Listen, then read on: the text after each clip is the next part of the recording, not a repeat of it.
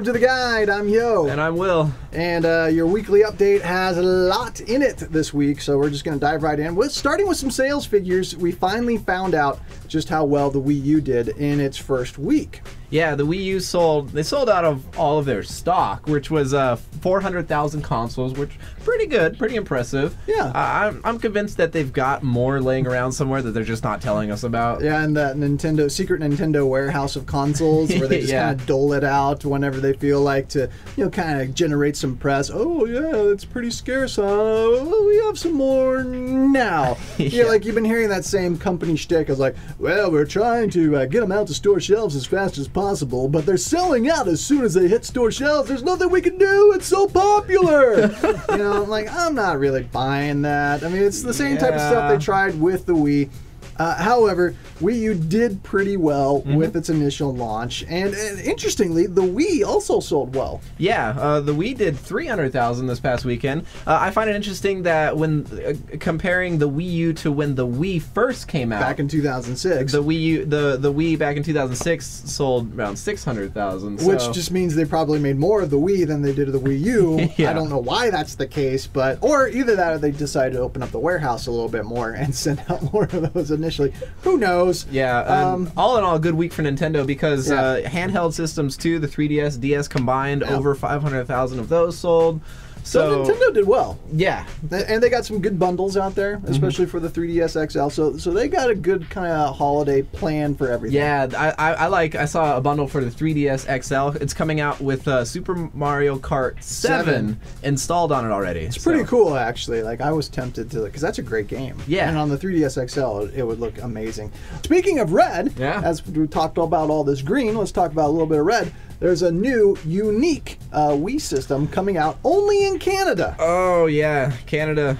Lucky you. Yeah, it's great, eh? You guys get something special for your Christmas tree there, eh? And I can do that because I'm Canadian. I am. I was born in British Columbia. But yeah, they're getting the Wii Mini, which is kind of interesting. Which, I mean, it doesn't connect to the internet at all. No. And it doesn't play GameCube games. But it only costs you $100. Yeah. And it's black and red with red controllers. So I think you put it the best. It's going to be more of a collector thing. I really think that's what they're kind of pushing. For the Nintendo fanatics. Yeah, kind of one of those, because it's not going to be available anywhere else so far, and so it's going to be, and it's only going to be available during the holiday season, so it's going to be like one of those really rare, unique items that I think a lot of collectors are going to be looking for.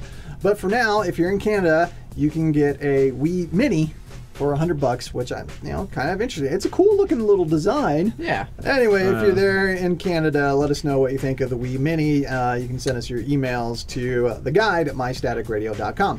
Now let's talk about some movie rumors. Yes. And there's been some intriguing ones swirling around the world of DC Comics, and more specifically, the movie universe of DC Comics, as they've been green with envy, going back to that whole green and red thing.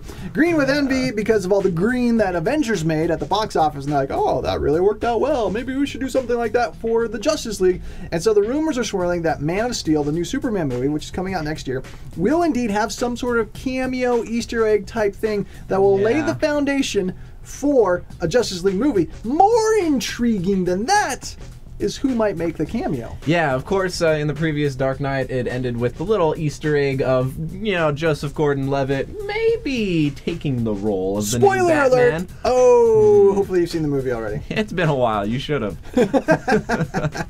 Right, so he takes over the mantle as Batman, and now the rumors are swirling that he might be Batman in the Justice League movie, and moreover that he might make a brief appearance at the end of Superman Man of Steel as Batman to kind of tie all that together, like Iron Man and some of the stuff they did with I imagine DC is going to do their best at keeping it under wraps until, after the credits of Man of Steel. By best keeping it under wraps, you mean straight out lying, because we've heard definitively, yes, Gordon-Levitt is going to be Batman, and definitively not will he be doing it. So somebody is not telling the truth.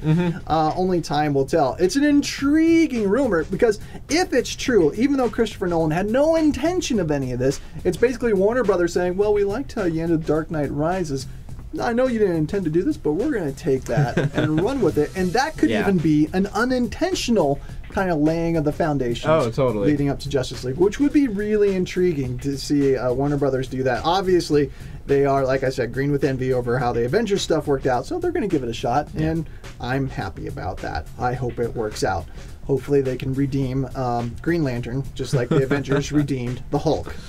Interestingly, they're both green, and they both didn't have great single movies, but hopefully they'll both do better in the group set. Well, you know, when stuff goes bad, it usually turns green. Oh, man, we are good with the green references. Now let's talk about something black. Call of Duty Black Ops 2 in stores. We got our full video review for you at GameAndMovieGuide.com, but just give us some quick impressions. Well, I mean, if you've played any Call of Duty games, any Black Ops game, then it's gonna be pretty similar as far as gameplay goes. I mean, but they have made a few attempts to refresh the systems as far as making the created class a lot more customizable. Right, and you got choices in the campaign, which is nice, so you can kind of have a different experience. Right, choose your own endings. Yeah, you know, so that's kind of cool. So they have made some additions that are good. I like some of the near future tech and gadgets that you get to use with your weapons. That makes the combat a little bit more interesting. But the ebb and flow of everything is very Call of Duty. Yeah. Like within the first, 20, 30 minutes of playing the game, you've already crashed in a couple vehicles. What is it with Call of Duty? And you always have to crash every vehicle you get into. These people need to learn how to drive or fly or drive a boat or whatever. They're always crashing. And then the other thing, Call of Duty Black Ops. What is up with Black Ops trying to be the goriest and grittiest of the series? I mean, they take it to, I think, an unnecessary extreme. I know, like you said, the first 20 minutes of the game you see vehicle crashes. That's not all you see. The first 5 minutes of the game you watch 2 people burn to death. Yeah. I mean, and just the language and the graphic violence is really escalated to like extreme war value. Like we said with Black Ops, it felt like someone had watched the Saw movies and the 24 series with Kiefer Sutherland, where he's always torturing someone to interrogate them. It's like, hey, let's combine those. And then this one, it just seems like they continued with that theme and then took it to like the next level of intensity. Definitely. I don't know why, but just be aware of that. And there's more of that discussion in our Black Ops 2 review. Yeah. But we got a game night coming up, which won't have any of that gory stuff in it. Just good old multiplayer fun. Yeah, it's coming up December 8th, and it's Xbox Live. Sorry, PlayStation. Yeah. But I mean, obviously, Xbox Live is the leading internet gaming system apparently. right now. Yeah. So we'll be doing that December 8th. Be sure to join us, and we'll have some prizes to give away.